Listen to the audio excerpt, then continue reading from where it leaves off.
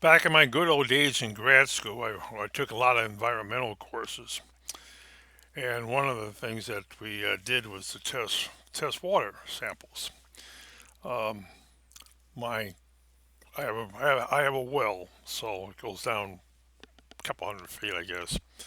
And test the water sample and see what's in it.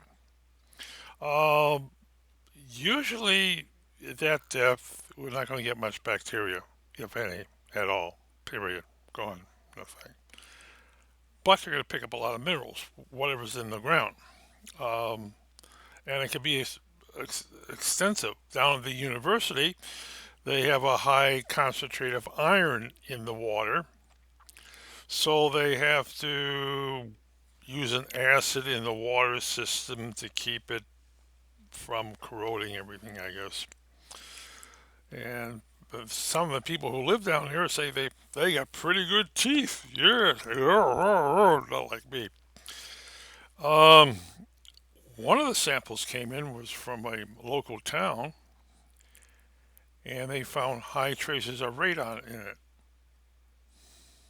Now, someone says radon gas is a major cause of lung cancer, and if you happen to live in large cities, that happen to because of all the very likely granite buildings and stuff in that, you get a lot of gas floating around.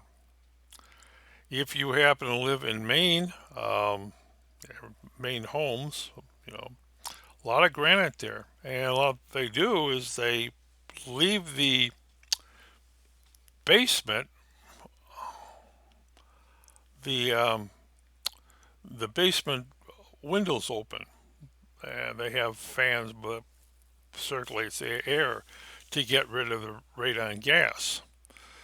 Um, so before I have a crawl space. Before I go into the crawl space, I open up the air vents on either sides and for a day ahead of time, um, to blow things out. Hey, you never know. I'd rather not have lung cancer. But people who live in their basements and they smoke, they have 25 times or 30 times better chance of getting lung cancer. Ooh. Say, Mom, can I live in the basement? Oh, yes. Oh, you son, you can go live in the basement. You're insured for a lot of money. But yeah, so and let's see. I got this article in chemical and what did I get? Chemical and engineering news from the American Chemical Society. So yeah, let's see. Where does radon come from? Uranium 238 from the very beginning of time for us. Goes down to thorium, and that lasts 26, no, 24.1 days. Ah, then the daughter of that is Palladium 234M. Oh, it's only 1 minute. Then it goes down to uranium, which is 245,000 years. Okay. And back to thorium again, which is 77,000 years. And radium, is 1,600 years. And then radon is only lasts 3.82 days. 3.82 days. Okay, 4 days. And then it decays even further to more daughters. Oh, that's all? Wow. So, that's not bad. How does it affect our house? U.S. homes estimate to have radon levels greater than 4.0 blah blah blah per liter. Okay, estimated percentage of lung cancer cases caused by radon worldwide? 3 to 14%. Well, that's not bad.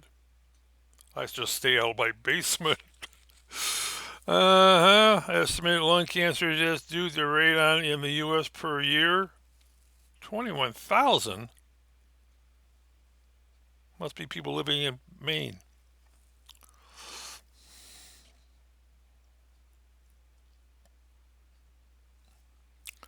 Well, I guess if you live in New York, downtown Chicago, or downtown New York, you die of radon gas poisoning. You live in Los Angeles. Oh, there you got shot because you don't have to worry about radon gas. But yeah, a lot of chemicals around us. A lot of trying chemicals you try to avoid. I worked in a chemistry lab, and in my lab I had ethyl ether, petroleum ether, and is the ethyl ether? Yeah, petroleum ether, alcohol, and things like that. And there was a constant airflow through my lab, and which I was glad. Other labs, you could almost smell the strange smells. But basically, people who want to be chemists, they really have to watch where they're working at. It can be dangerous out there. It's like working in a uh, petroleum, what's it, petrochemical place. That could be dangerous. I did work in a couple of those things, and I've had like some stuff where I have a full body suit with oxygen. This air is coming in from a half a block away, being piped in through big filters and that. And those were our chemical suits. Overpressure us, like, what does this stuff do again? But the chemical industry is rough. Think of the poor people. I worked for my uncle or cousin's husband, well, something or other, down in Texas, and on a drilling platform, and roughneck down there. And the guy said yeah, the stuff we're handling is really dangerous. Watch it. We wear gloves and wear suits and that, and sometimes wear um, oxygen masks and oxygen tanks. And they said, yeah, stuff we're handling there, we're pouring down to extract. This was early stages of fracking, and sometimes we pour down nitrogen down there. We pour CO2 down there. Um, we like to we why? Well, putting putting air down there can be dangerous because it contains oxygen, and last thing we want to do is have a flash fire 2 miles below where we are. So they put nitrogen down there and seal too. And a lot of it under pressure, and they crack everything and they take the oil out. But then oh yeah, we got all these other chemicals we have to watch out for. Uh, and we have to make sure all our casings are solid, all our piping and everything. There's no cracks in anything because we don't want this in the aquifer. And I live right down the road. The last thing I want to do is see gas coming throughout my house, which most likely be a lot cheaper. I open my kitchen water faucet, and I see I can light it. I can cook my food. Wow! But no, we were really thing. And I worked in chemical plants where stuff we handle really deadly. They say, and of course, everything is monitored. Work that I had was locally, and everything you do is monitored. And they have these sensors all over the walls. Um, floor level, my height level, and the tops because of any escaping gases they can't neutralize. Um, yeah, and you work in a chemical plant or you work in a chemistry labs. You go through a week of training on the stuff you may have access to. And I think, but hey, this chemistry in grad school, but oh no, our world's different here. Yeah, um, I don't know. But back to all the radioactive gases. I worked down at Argonne National Laboratory in Illinois, and for a while, with another project going on. I, hey, you're going to be down here. You're going to go through this training. Why? Well, we got a nuclear reactor right over there. It's like, okay, yeah, you got a nuclear reactor on the thing.